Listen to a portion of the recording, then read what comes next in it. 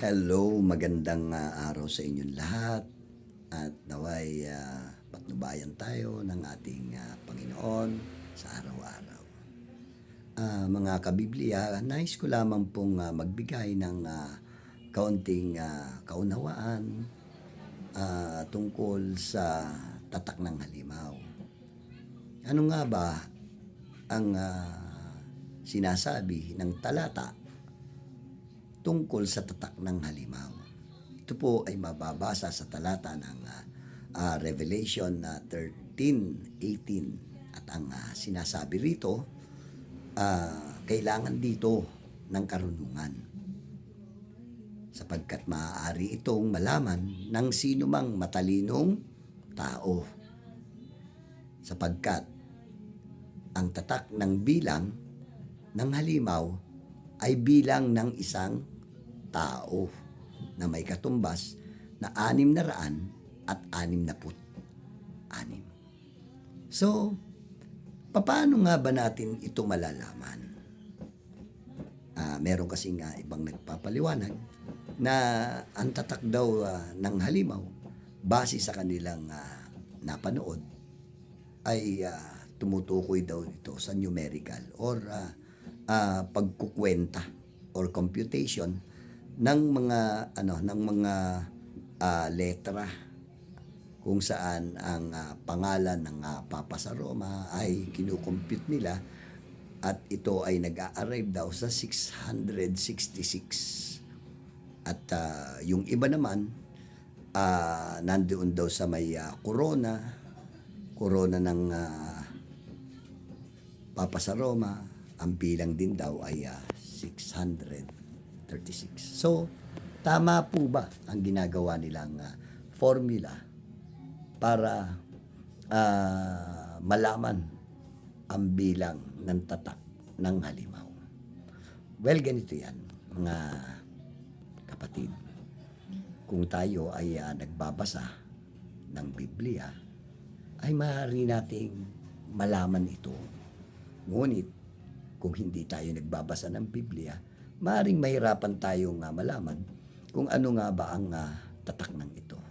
Kasi maaari tayong mailigaw o mailihis ng ibang mga nagtuturo ng mga salita ng Diyos.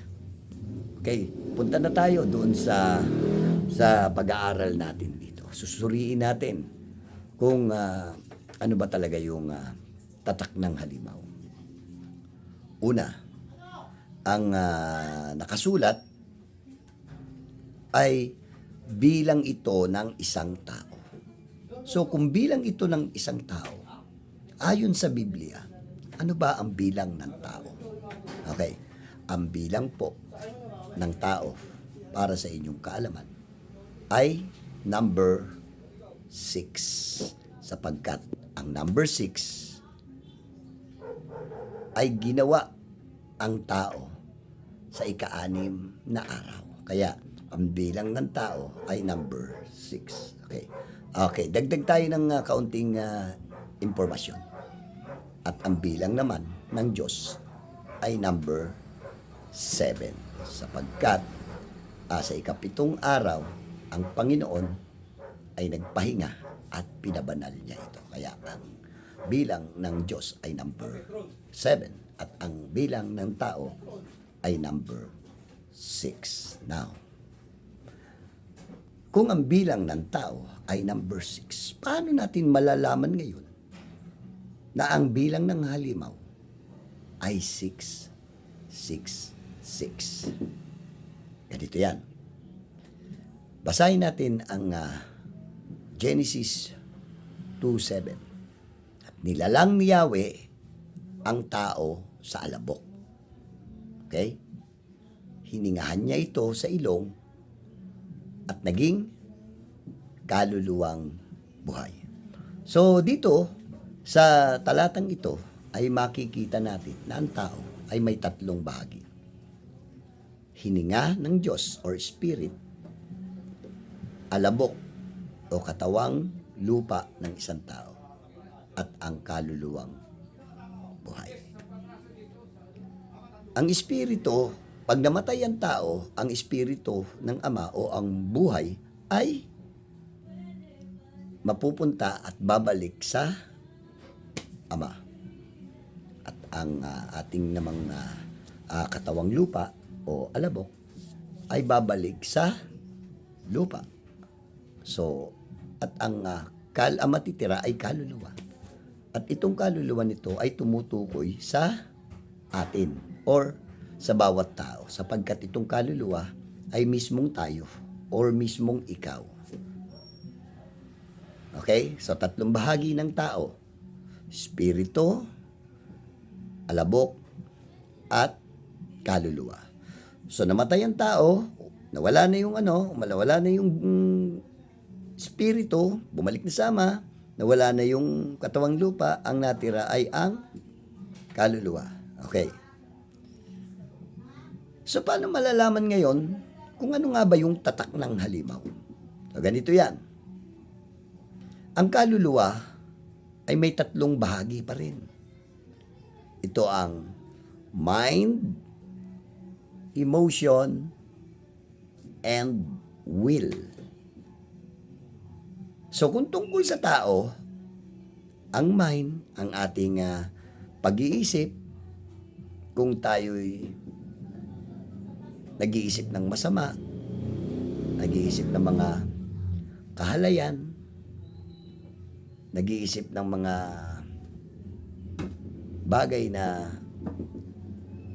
hindi makadiyos, ito ay number 6. Okay. Kung ano man ang iniisip natin, at ito namang emotion natin, di ba?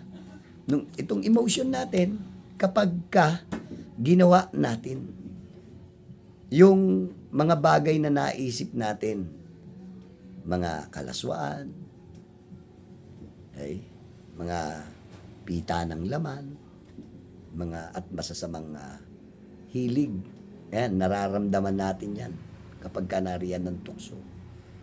So, yung emotion na yun din ay number 6. Dalawa na ang 6. Mind and emotion. Okay. Ano pa? Meron tayong free will. Okay? Yung will natin, depende yan. Kung ito bang kasalanan na naisip, naramdaman, ay isasagawa natin. So, kasi, binigyan tayo ng free will ng Diyos. Diba?